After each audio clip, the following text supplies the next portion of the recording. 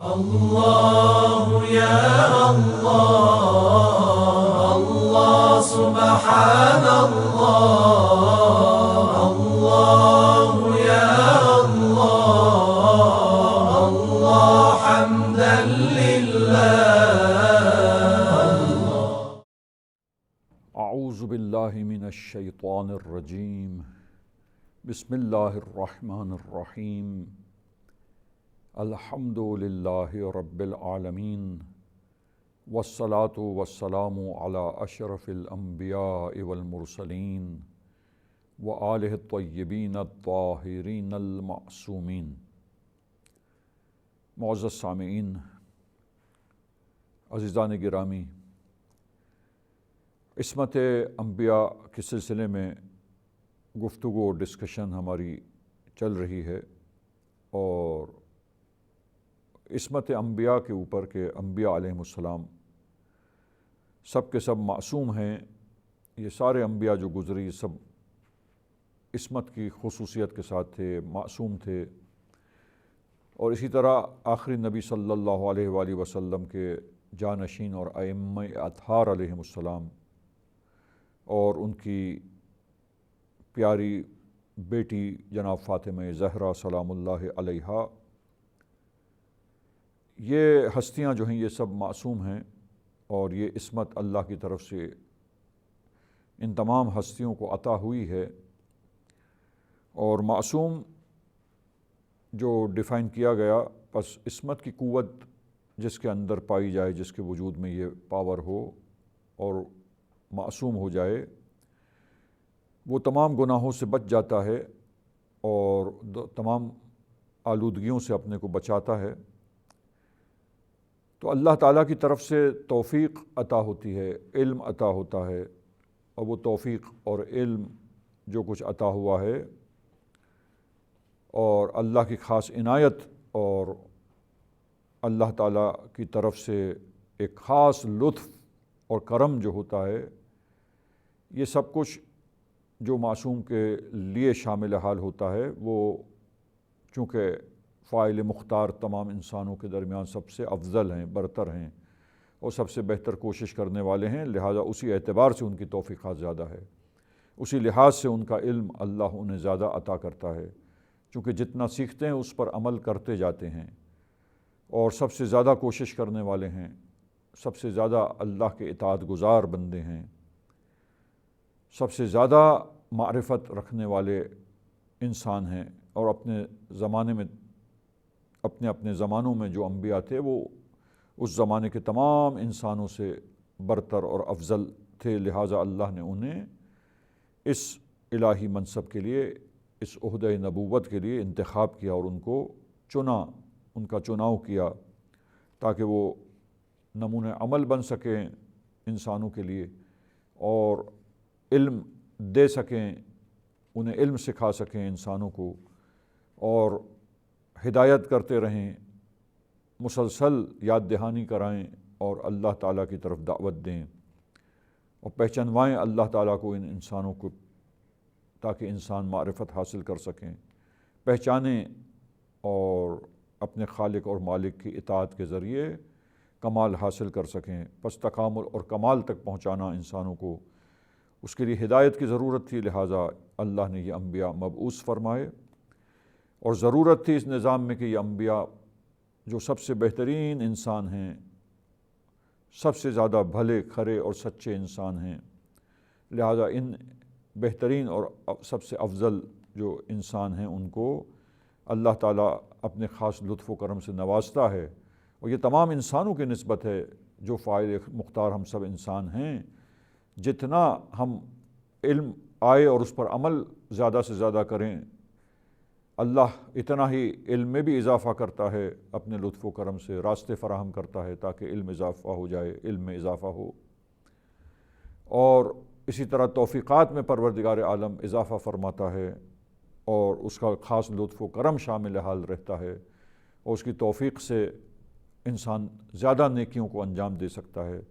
زیادہ راہیں اس کے لیے کھلتی ہیں، زیادہ ہدایت جو ہے اسے ملتی ہے دوسروں کی نسبت. عزیزان گرامی، یہ قانون خداوند متعال ہے، یہ نظام پروردگار ہے۔ اور دلیل یہ ہے کہ عصمت انبیاء پر کہ وہ معصوم ہیں۔ عزیزان گرامی، دلیل ہم نے بیان کی آپ کی خدمت میں کہ انسان کو کمال پر پہنچانے کے لیے ہدایت کا یہ نظام جو اللہ تعالیٰ نے قائم کیا ہے، اور عقل اسے ادراک کرتی ہے کہ یہ نمائندگان خداوند متعال جو ہادی ہیں، ہدایت کرنے والے ہیں، یہ خامیوں سے، عیوب سے، نقائص سے ان کو پاک ہونا چاہیے،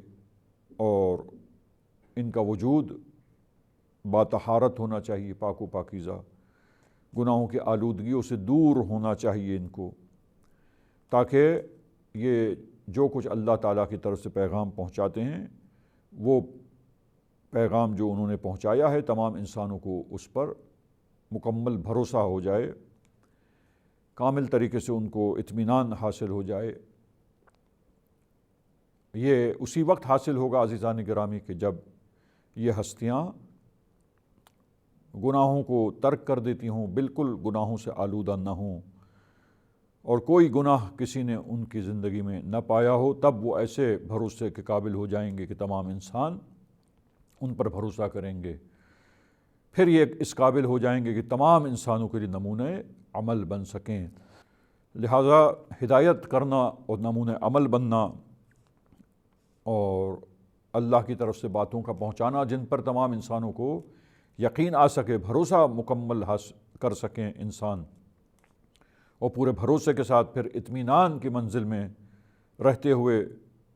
یقین کی منزل میں فائز ہوتے ہوئے انسان یقین و اطمینان کے ساتھ جو کچھ انہوں نے کہا ہے، جو کچھ اللہ کی طرف سے تعلیمات پیش کی ہیں، ان پر عمل پیرا ہو سکے۔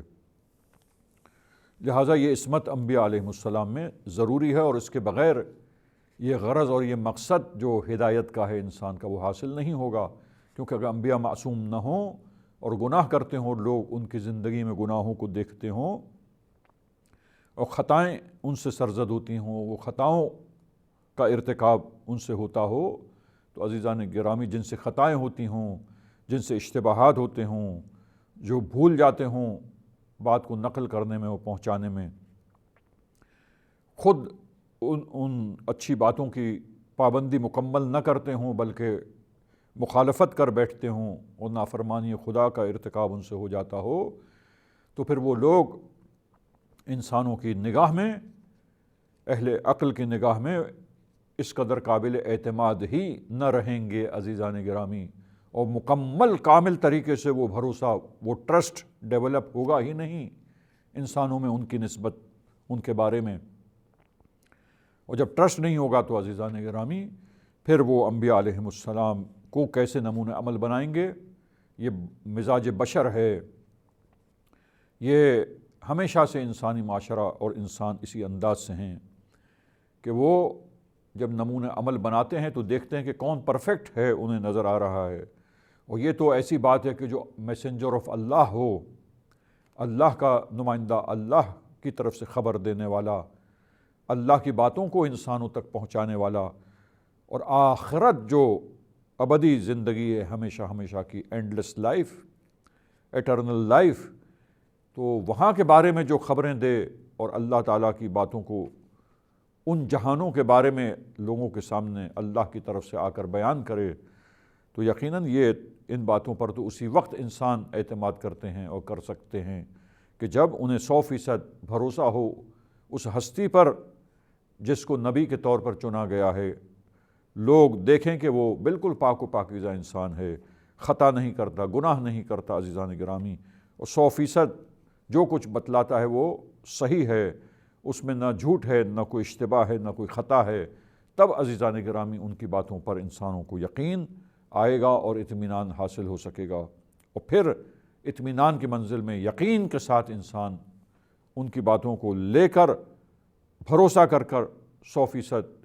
اطمینان کے ساتھ اس پر عمل پیرا ہوں گے، اس اعتقاد کے ساتھ کہ ان باتوں پر عمل کر کے یہ اللہ کی باتیں ہیں، یہ اللہ کی طرف سے تعلیمات پیش ہوئی ہیں، ان ہستیوں کے توسط سے، ان کے ذریعے سے انسانوں تک پہنچی ہیں، لہٰذا بالکل صحیح اور ٹھیک ہیں، اور اس میں ذرہ برابر کوئی اشتباہ نہیں ہے، کوئی جھوٹ نہیں ہے، اور پھر پیش کرنے والے کے اپنے ذاتی مقاصد اور ذاتی اغراض اور اس کی خواہشات نفسانی کی پیروی اس میں شامل نہیں ہے، وہ گناہوں کا ارتکاب نہیں کرتے ہیں، گناہوں سے پاک ہیں اور باطہارت ہستیاں ہیں، لہٰذا پھر انسان جو ہے عزیزان گرامی ایسی ہستیوں کی اطاعت کریں گے مکمل طور پہ، تب وہ مقصد انسان کی ہدایت کا کہ انسان ہدایت یافتہ ہو جائے، یہ مقصد کہ انسان کمال کے راستوں پر چل کر تکاملی سیر کرتے ہوئے اس نقطۂ عروج پر کمال کے پہنچ سکے اور فائز ہو سکے، ترقی کا یہ پروسیس، یہ عمل مسلسل جاری رہے انسان کی حیات میں، اس دنیاوی حیات میں۔ تو عزیزان گرامی یہ اسی وقت یہ مقاصد جو انسان کی غرض خلقت ہیں، مقصد حیات ہے، تو یہ اسی وقت سب حاصل ہوگا، یہ مقصد اسی وقت پورا ہوگا عزیزان گرامی جب انبیاء علیہم السلام معصوم ہوں۔ اب آپ دیکھیے کہ یہ سلسلہ گفتگو جو ہمارا چل رہا ہے، اس میں ایک سوال یہاں پر آتا ہے کہ اگر انبیاء علیہم السلام جھوٹ نہ بولتے ہوں اور سچ بولتے ہوں ہمیشہ، تو پھر وہ جو باتوں کو پہنچائیں گے وہ سچی باتیں ہوں گی، اللہ سے لے کر انسانوں تک جو بھی اللہ سے باتیں لے کر دریافت کر کے کنوے کریں گے میسیجز اللہ تعالیٰ کے، تو وہ سب کچھ سچ ہوگا، پھر انسان بھروسہ کر لیں گے۔ تو عزیزان گرامی ہم نے دلیل میں یہ بات بیان کی ہے کہ ایک تو فقط سچ بول لینا ہی کافی نہیں ہے، بلکہ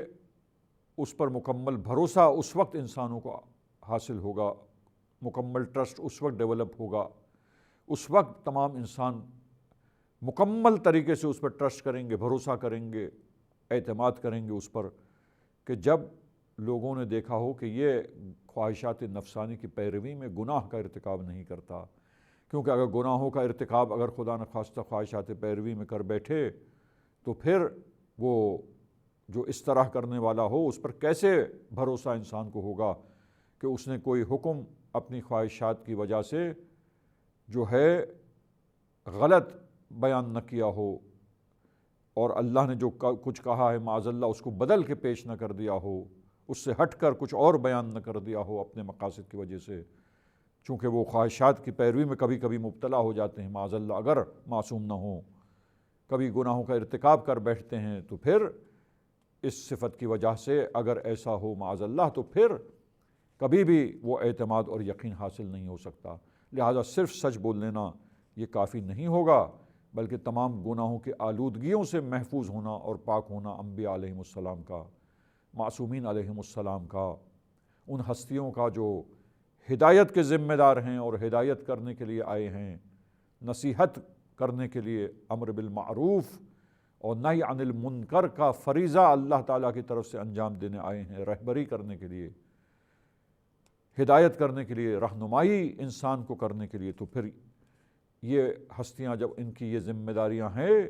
تو یہ اسی وقت قابل اعتماد ہو سکتی ہیں 100%